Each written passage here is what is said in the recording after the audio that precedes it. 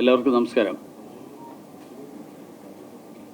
ഇന്നലെ മുതൽ ഈ ശബരിമലയിലെ യുവതീ പ്രവേശനത്തിൻ്റെ വിഷയത്തിൽ സർക്കാർ നിലപാട് മാറ്റുന്നു എന്നുള്ള ധാരണ സൃഷ്ടിക്കാനുള്ള ഒരു ശ്രമം ബോധപൂർവം നടന്നുകൊണ്ടിരിക്കുകയാണ്. അതിൻ്റെ വാർത്തകൾ വായിച്ചപ്പോൾ എനിക്ക് മനസ്സിലായത് സർക്കാർ നിലപാട് മാറ്റുന്നില്ല, സർക്കാർ ആകെ മാറ്റുന്നത് ഞങ്ങളല്ല ഇതിൽ അഭിപ്രായം പറയേണ്ടത് ക്ഷേത്ര ആചാരങ്ങളുമായി ബന്ധപ്പെട്ടിട്ടുള്ള വിദഗ്ധന്മാരും പണ്ഡിതരുമാണ് എന്നുള്ളതാണ്. സർക്കാർ നേരത്തെ എടുത്ത നിലപാട് യുവതീ പ്രവേശനത്തിന് അനുകൂലമായിരുന്നു. യുവതീ പ്രവേശനത്തിനെ ഞങ്ങൾ അനുകൂലിക്കുന്നില്ല എന്ന നിലപാട് പറയുന്നതിന് പകരം യുവതീ പ്രവേശനത്തിൻ്റെ വിഷയത്തിൽ തീരുമാനമെടുക്കേണ്ടത് വിദഗ്ധന്മാരാണ്, ക്ഷേത്രാചാരങ്ങളുമായി ബന്ധപ്പെട്ടിട്ടുള്ള ആളുകളാണ് എന്ന് പറഞ്ഞ് വിശ്വാസികളെ പറ്റിക്കാൻ വേണ്ടിയിട്ടുള്ള, വിശ്വാസികളെ കബളിപ്പിക്കാൻ വേണ്ടിയിട്ടുള്ള ഒരു ആസൂത്രിതമായിട്ടുള്ള ശ്രമമാണ് ഇന്നലെ മുതൽ നടക്കുന്നത്. ദേവസ്വം ബോർഡ് വിശ്വാസികൾക്ക് അനുകൂലമായിട്ടുള്ള നിലപാടെടുക്കുക, സർക്കാർ അഴകുഴമ്പൻ സമീപനം സ്വീകരിക്കുക. സർക്കാർ വിശ്വാസികൾക്കൊപ്പമാണോ ആണെന്നും പറയാം, വിശ്വാസികൾക്ക് ഒപ്പമല്ലേ അല്ലെന്നും പറയാം. അങ്ങനെ രണ്ടു കൂട്ടരെയും പറ്റിക്കുന്ന, രണ്ടു കൂട്ടരെയും കബളിപ്പിക്കുന്ന സമീപനം 2007 നിലപാടാണെന്നാണ് മന്ത്രി വാസവൻ പറയുന്നത്. 2007 നിലപാട് യുവതീ പ്രവേശനത്തിന് അനുകൂലമാണ്.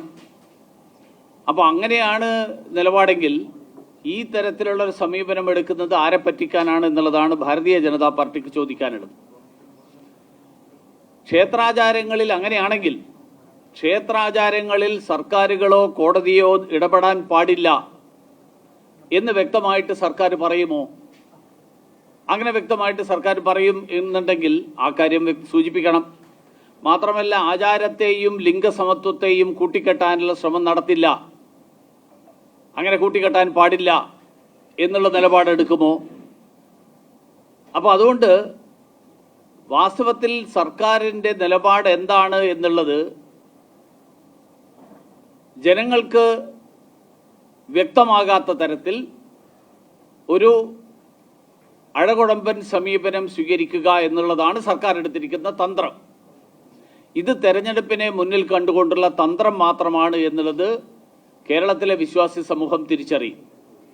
അല്ലെങ്കിൽ സർക്കാർ ഈ വിഷയം ഉണ്ടാക്കിയത് കേരള സർക്കാരാണ്, ഈ പ്രശ്നം തന്നെ ഉണ്ടാക്കിയത് കേരള സർക്കാരാണ്. ഇതിൻ്റെ പേരിലാണ്, കേരള സർക്കാർ സൃഷ്ടിച്ചിട്ടുള്ള ഈ പ്രശ്നത്തിൻ്റെ പേരിലാണ് നാട്ടിലെല്ലാ സ്ഥലത്തും ഇതിൻ്റെ പേരിൽ സമരങ്ങൾ നടന്നതും കേസുകൾ ഉണ്ടായതും. അങ്ങനെയാണെങ്കിൽ ഈ പ്രശ്നം തന്നെ ഉണ്ടാക്കിയത് തെറ്റിപ്പോയി എന്ന് സർക്കാരിന് അഭിപ്രായമുണ്ടെങ്കിൽ ആ കേസുകൾ പിൻവലിക്കണമായിരുന്നു. സർക്കാരിൻ്റെ സമീപനത്തിൻ്റെ ഫലമായിട്ട്, സർക്കാരിൻ്റെ നിലപാടിൻ്റെ ഫലമായിട്ടാണ് ഈ കേസുകൾ ഉണ്ടായത്. അപ്പോൾ കേസുകൾ പിൻവലിക്കണം. മാത്രമല്ല, ആഗോള അയ്യപ്പ സംഗമം, കാരണം അയ്യപ്പനുമായിട്ട് ബന്ധപ്പെട്ടിട്ടുള്ള ഒരു വിഷയമാണ്, ആഗോള അയ്യപ്പ സംഗമത്തിൻ്റെ പേരിൽ ആ കണക്കുകൾ ഇപ്പോഴും ഒത്തുവരുന്നില്ല. അതുകൊണ്ട് ആ തട്ടിപ്പ്, അവിടെ നടത്തിയിട്ടുള്ള തട്ടിപ്പിൻ്റെ കണക്കുകൾ പുറത്തുവിടണം. ശബരിമല സ്വർണ്ണക്കൊള്ളയിലുള്ള കേസന്വേഷണം എവിടെ വരെ എത്തി എന്നുള്ളത് വ്യക്തമാകണം. ശബരിമലയോടുള്ള പ്രതിബദ്ധതയാണ് സർക്കാർ ഇത് ഈ തരത്തിലുള്ള നിലപാട് മാറ്റത്തിലൂടെ വ്യക്തമാക്കാൻ ആഗ്രഹിക്കുന്നതെങ്കിൽ, അത് ആത്മാർത്ഥതയോടുകൂടിയിട്ടുള്ള നിലപാടാണെങ്കിൽ ഈ കാര്യങ്ങൾ കൂടി സർക്കാർ വ്യക്തമാക്കണം എന്നുള്ളതാണ് ഞങ്ങൾക്ക് ആവശ്യപ്പെടാൻ. അതോടൊപ്പം ഈ കാര്യത്തിൽ ഇപ്പോൾ അഭിപ്രായം പറയുന്ന കോൺഗ്രസ് ഇതേ തരത്തിലുള്ള അഴകുടമ്പൻ സമീപനമാണ് യുവതീ പ്രവേശനം വിഷയം ഉയർന്നു വന്നപ്പോൾ സ്വീകരിച്ചത്. ആദ്യം കോൺഗ്രസ് പറഞ്ഞു ഞങ്ങൾ വിശ്വാസികൾക്കൊപ്പമാണ്. അങ്ങനെ കോൺഗ്രസിൻ്റെ ചില നേതാക്കന്മാർ സമരത്തിൻ്റെ ഭാഗമായി. പക്ഷെ പിന്നീട് കോൺഗ്രസിൻ്റെ അഖിലേന്ത്യാ തലത്തിലുള്ള നിലപാട് വന്നു, ഈ സമരത്തിൽ പരസ്യമായിട്ടുള്ള ഒരു പ്രകടനങ്ങളും പരസ്യമായിട്ടുള്ള സമര പരിപാടികളിൽ കോൺഗ്രസ് പങ്കാളികളാകില്ല. അപ്പോൾ അങ്ങനെ വന്നപ്പോൾ അതുവരെ സമരത്തിന് അനുകൂലമായിട്ടുള്ള നിലപാടെടുത്തിരുന്ന ആളുകൾ ആ സമരം നിർത്തിപ്പോയി. വീണ്ടും ഭാരതീയ ജനതാ പാർട്ടിയും വിശ്വാസി സമൂഹവും ഉൾപ്പെടെയുള്ള ആളുകൾ സമരത്തിൽ സജീവമായിട്ട് മുന്നോട്ട് വന്നപ്പോൾ നിയമസഭക്കകത്ത് നിയമസഭയിൽ ജനങ്ങളെ കബളിപ്പിക്കാൻ വേണ്ടിയിട്ട് MLA-മാർ ചില സർക്കാർ നിലപാടുകൾക്കെതിരായിട്ടുള്ള നിലപാടെടുക്കുന്നതായിട്ടുള്ളൊരു പ്രതീതി സൃഷ്ടിക്കാൻ ശ്രമിച്ചു. ഇപ്പോൾ ചെയ്യുന്നത് പോലെ സ്വർണ്ണക്കൊള്ളയുടെ വിഷയത്തിൽ നിയമസഭയിൽ കാണിക്കുന്നത് പോലെ അടിയന്തര പ്രമേയം കൊണ്ടുവരില്ല, പക്ഷേ മുദ്രാവാക്യം വിളിക്കുക, ബാനർ പൊക്കുക, ഇങ്ങനത്തെ കാര്യങ്ങളൊക്കെ ചെയ്യും. അടിയന്തര പ്രമേയം കൊണ്ടുവന്ന് സർക്കാരിനെ പ്രതിരോധത്തിലാക്കാനുള്ള ഒരു സമീപനവും സ്വർണ്ണക്കൊള്ളയുടെ വിഷയത്തിൽ സ്വീകരിച്ചിട്ടില്ല. കാരണം സ്വർണ്ണക്കൊള്ളയിൽ കോൺഗ്രസിന്റെ നേതാക്കന്മാർക്ക് CPM നേതാക്കന്മാർക്ക് ഉള്ളതുപോലെ തന്നെയുള്ള ബന്ധം ഈ സ്വർണ്ണക്കൊള്ളയിൽ പങ്കാളികളായിട്ടുള്ള ആളുകളുമായിട്ടുണ്ട് എന്നുള്ളത് വളരെ വ്യക്തമായിട്ടുള്ള കാര്യമാണ്. അതുകൊണ്ട് കോൺഗ്രസ് ഇപ്പോഴും നിയമസഭക്കകത്ത് ഞങ്ങൾ സ്വർണ്ണക്കൊള്ള അന്വേഷണം നടക്കണം എന്നുള്ള ആവശ്യമാണ് ഉന്നയിക്കുന്നത് എന്നുള്ള ധാരണയുണ്ടാക്കാൻ വേണ്ടിയിട്ടുള്ള ശ്രമം നടത്തുക. അതേസമയത്ത് പുറത്ത് ഈ സ്വർണ്ണക്കൊള്ളക്കാരുമായിട്ട് ഏറ്റവും അടുത്ത ബന്ധം പുലർത്തുക. ഇതാണ് കോൺഗ്രസ് എടുത്തിരിക്കുന്ന സമീപനം. അതുകൊണ്ട് ഈ ആളുകളെ പറ്റിക്കുന്ന ഈ നിലപാട് അത് തെരഞ്ഞെടുപ്പിനെ മുന്നിൽ കണ്ടുകൊണ്ടുള്ള ഒരു സമീപനം മാത്രമാണ് എന്നുള്ളത് തെരഞ്ഞെടുപ്പിന്റെ തീയതി കഴിഞ്ഞാൽ വീണ്ടും സുപ്രീം കോടതിയിൽ ഇതിനെ സംബന്ധിച്ചിട്ടുള്ള വാദം വരുമ്പോൾ യഥാർത്ഥ അവരുടെ നിലപാട് അവർ വ്യക്തമാക്കാൻ വേണ്ടിയിട്ടുള്ള സമയത്തിന് വേണ്ടിയിട്ടൊരു സമയം നീട്ടിക്കിട്ടാൻ വേണ്ടിയിട്ടുള്ള ഒരു തന്ത്രം മാത്രമാണ് ഇപ്പോൾ എടുക്കുന്ന സമീപനം എന്നുള്ളതാണ് ഭാരതീയ ജനതാ പാർട്ടിക്ക് ഈ കാര്യത്തിൽ പറയാനുള്ളത്. അതല്ല എന്നുണ്ടെങ്കിൽ സർക്കാർ ഈ പറഞ്ഞ കാര്യങ്ങൾ ചെയ്യണം. രണ്ടാമത്തെ കാര്യം നമ്മുടെ LPG-യുമായിട്ട് ബന്ധപ്പെട്ടുള്ള വിഷയങ്ങളാണ്. എനിക്ക് മാധ്യമങ്ങൾ ഉൾപ്പെടെയുള്ള എല്ലാവരോടും അഭ്യർത്ഥിക്കാനുള്ളത് അനാവശ്യ പരിഭ്രാന്തി സൃഷ്ടിക്കുന്ന തരത്തിലുള്ള പ്രചരണം, ആ പ്രചരണം അവസാനിപ്പിക്കണം എന്നുള്ളതാണ്. ഈ വിഷയത്തിൽ കേന്ദ്ര സർക്കാർ വളരെ കൃത്യമായിട്ടുള്ള ഇടപെടൽ നടത്തുന്നുണ്ട്. ഇപ്പോൾ മധ്യേഷ്യയിൽ നടന്നുകൊണ്ടിരിക്കുന്ന യുദ്ധം, ആ യുദ്ധത്തിൻ്റെ പേരിൽ ഇന്ത്യയിൽ കാര്യമായിട്ടുള്ള പ്രശ്നങ്ങൾ ഉണ്ടാകില്ല എന്ന് ഉറപ്പുവരുത്താൻ ആവശ്യമായിട്ടുള്ള നടപടികൾ, ആ നടപടികളാണ് കേന്ദ്ര സർക്കാരിൻ്റെ ഭാഗത്ത് നിന്നുള്ളത്. ഇന്നത്തെ ഏറ്റവും അഭിമാനകരമായിട്ടുള്ളൊരു കാര്യം LPG-യുമായിട്ട് 2 ഇന്ത്യൻ കപ്പലുകൾ ഹോർമുസ് കടലിടുക്ക് കടന്നു എന്നുള്ളതാണ്. ഇന്ത്യയും ഇറാനും തമ്മിലുള്ള ഊഷ്മളമായിട്ടുള്ള നയതന്ത്ര ബന്ധം, ആ നയതന്ത്ര ബന്ധമാണ് ഇതിനുള്ള കാരണം. മോദിജി LPG എന്നൊക്കെ പറഞ്ഞിട്ടാണ് ഇന്നലെ കോൺഗ്രസ്സുകാർ പാർലമെന്റിൽ ബഹളം വെച്ചത്. അഭിമാനത്തോടു കൂടി ഞങ്ങൾ പറയാൻ ആഗ്രഹിക്കുകയാണ്, മോദിജി LPG കൊണ്ടുവരുന്നത് ആണ് നമ്മളിപ്പോൾ കണ്ടുകൊണ്ടിരിക്കുന്നത്. അങ്ങേയറ്റം സംഘർഷഭരിതമായിട്ടുള്ള മേഖലയിലൂടെ ഇന്ത്യൻ പതാകയേന്തിയ കപ്പലുകൾ സുരക്ഷിതമായിട്ട് കടന്നു പോരുന്നുണ്ടെങ്കിൽ അതിന് കാരണം നരേന്ദ്രമോദിയുടെ നയതന്ത്ര വിജയമാണ്. ശിവാലിക്കും നന്ദാദേവിയും, ആ 2 കപ്പലുകൾ ഇന്ത്യൻ ത്രിവർണ പതാകയുടെ കരുത്തിൽ, നരേന്ദ്രമോദിയുടെ നയതന്ത്രത്തിന്റെ ശക്തിയിൽ, ആ ശക്തിയിലാണ് യുദ്ധമുന്നണിയിലൂടെ ഒരു പോറലും ഏൽക്കാതെ കടക്കുന്നത് എന്നുള്ളത് ഓരോ ഇന്ത്യക്കാരനും അഭിമാനം നൽകുന്ന ഒരു കാര്യമാണ്. ഇറാൻ പ്രസിഡന്റിനെ പ്രധാനമന്ത്രി ടെലിഫോണിൽ വിളിച്ചതിനെ തുടർന്നാണ് നമ്മുടെ കപ്പലുകളെ അവർ സുരക്ഷിതമായിട്ട് ഹോർമുസ് കടലിടുക്ക് കടത്തുന്നത്.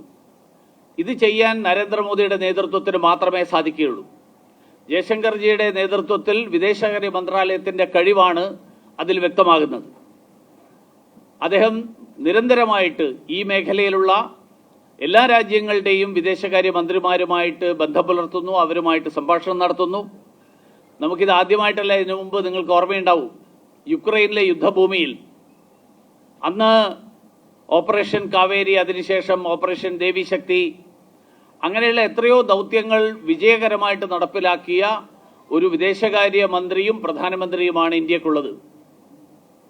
ഇന്ത്യൻ വിദ്യാർത്ഥികളെ ഏതാണ്ട് 8-10 മണിക്കൂർ യുക്രൈനിലെ യുദ്ധഭൂമിയിലൂടെ ഒരു പോറലും ഏൽപ്പിക്കാതെ കടത്തിക്കൊണ്ടുവന്ന് ഇന്ത്യയിലേക്ക് എത്തിക്കാൻ പ്രധാനമന്ത്രിയുടെ ഇടപെടലിന് അന്ന് സാധിച്ചതുപോലെ ഇന്ന് ഹോർമുസ് കടലിടുക്ക് കടക്കാൻ ഇന്ത്യൻ നാവികസേനയുടെ ബലത്തിൽ, ഇന്ത്യയുടെ നയതന്ത്ര ബന്ധത്തിന്റെ ബലത്തിൽ പ്രധാനമന്ത്രിയുടെ പരിശ്രമത്തിന് സാധിക്കുന്നു എന്നുള്ളത് ഓരോ ഇന്ത്യക്കാരനും അഭിമാനം നൽകുന്ന കാര്യമാണ്.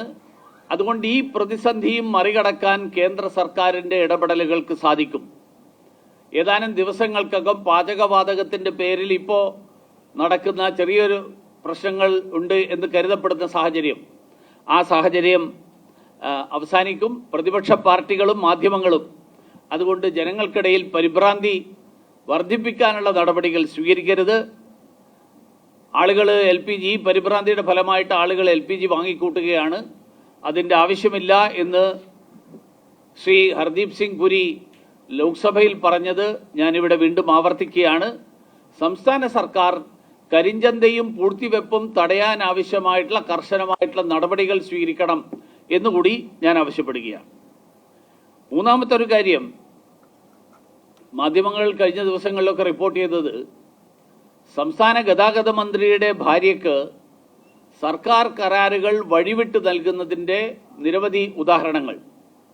കാരഫെഡിൽ നിന്നും മിൽമയിൽ നിന്നും വിദേശത്തേക്ക് ഉൽപ്പന്നങ്ങൾ കയറ്റുമതി ചെയ്യാനുള്ള കരാർ, അങ്ങനെയുള്ള കരാറുകൾ നടപടിക്രമങ്ങൾ പാലിക്കാതെ ഗതാഗത മന്ത്രിയുടെ ഭാര്യയ്ക്ക് നൽകി എന്നാണ് മാധ്യമങ്ങൾ പറഞ്ഞിട്ടുള്ളത്.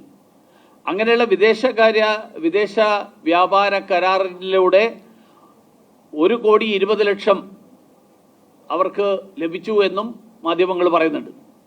ഇക്കാര്യത്തിലുള്ള വസ്തുത ഗതാഗത വകുപ്പ് മന്ത്രി ഗണേഷ് കുമാറും മുഖ്യമന്ത്രിയും വിശദീകരിക്കണം. മാത്രമല്ല, ഈ വകുപ്പിന്റെ ചുമതല വഹിക്കുന്നത് CPIയുടെ മന്ത്രിമാരാണ്.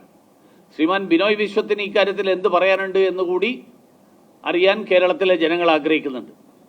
അതുകൊണ്ട് ഇതിൽ വലിയ അത്ഭുതം ഒന്നും എനിക്കില്ല. കാരണം കഴിഞ്ഞ 10 വർഷമായിട്ട് തുടരുന്ന സ്വജനപക്ഷപാതം, അഴിമതി, സ്വന്തം നേതാക്കന്മാരുടെ ഭാര്യമാർക്ക് ജോലി കൊടുക്കുന്നത് തൊട്ട് പിൻവാതിൽ നിയമനങ്ങൾ തൊട്ട് അങ്ങനെയുള്ള നിരവധി കാര്യങ്ങൾ, ആ നിരവധി കാര്യങ്ങൾ നടത്തിയിട്ടുള്ള ഒരു സർക്കാരാണ് ഇപ്പോൾ കേരളം ഭരിച്ചുകൊണ്ടിരിക്കുന്നത്. അങ്ങനെയുള്ളൊരു സർക്കാരിൽ നിന്ന് ഇത്തരത്തിലുള്ള കാര്യങ്ങൾ വരുന്നത് അത്ഭുതത്തിനുള്ള കാര്യമല്ല. എങ്കിലും ഏറ്റവും ഒടുവിലത്തെ തെരഞ്ഞെടുപ്പിന് ദിവസങ്ങൾ മാത്രം ബാക്കി നിൽക്കെ ഇറങ്ങിപ്പോകാൻ തുടങ്ങുമ്പോഴും തീവട്ടിക്കൊള്ള അവസാനിപ്പിക്കാൻ സർക്കാർ തയ്യാറല്ല എന്നുള്ളതാണ് ഇതിലൂടെ വ്യക്തമാകുന്നത്. ഈ കാര്യം കൂടി മാധ്യമങ്ങൾ ഉന്നയിച്ചിട്ടുള്ള കാര്യത്തിൽ സർക്കാരിൻ്റെ നിലപാടെന്താണ്, സർക്കാരിൻ്റെ വസ്തുതകൾ എന്താണെന്ന് സർക്കാർ വ്യക്തമാക്കണം എന്നുള്ളതാണ് എനിക്ക് സൂചിപ്പിക്കാൻ.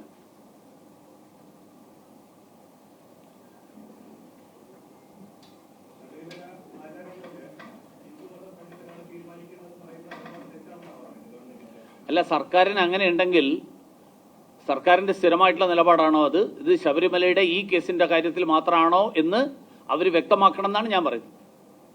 ഞങ്ങൾ ഈ നിലപാട് പണ്ടേ പറഞ്ഞിട്ടുള്ള ആൾക്കാരാണ്. സർക്കാരിന് ഇക്കാര്യത്തിൽ പക്ഷേ അന്ന് സർക്കാർ എടുത്ത സമീപനം വേറെയായിരുന്നു. സർക്കാർ ആ സമീപനം എടുത്തതിൻ്റെ പേരിലാണ് കേസുകൾ ഉണ്ടായത്. ആ സമീപനം തെറ്റായിരുന്നുവെങ്കിൽ കേസുകൾ കൂടി പിൻവലിക്കണം. യുവതീ പ്രവേശനവും ആചാരങ്ങളും തമ്മിൽ കൂട്ടിക്കെട്ടേണ്ട ലിംഗസമത്വത്തിൻ്റെ വിഷയമാക്കിയിട്ട് മാറ്റേണ്ട ആവശ്യമില്ല.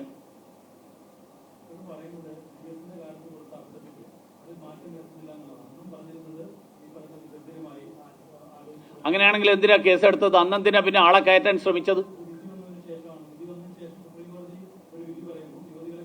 ആ വിധി ഇപ്പോഴും ഉണ്ടല്ലോ. എഴുതി കൊടുക്കട്ടെ ആ പറഞ്ഞ കാര്യങ്ങൾ, അത് എഴുതി കൊടുക്കുക എന്നേ ഞാൻ ആവശ്യപ്പെടുന്നുള്ളൂ.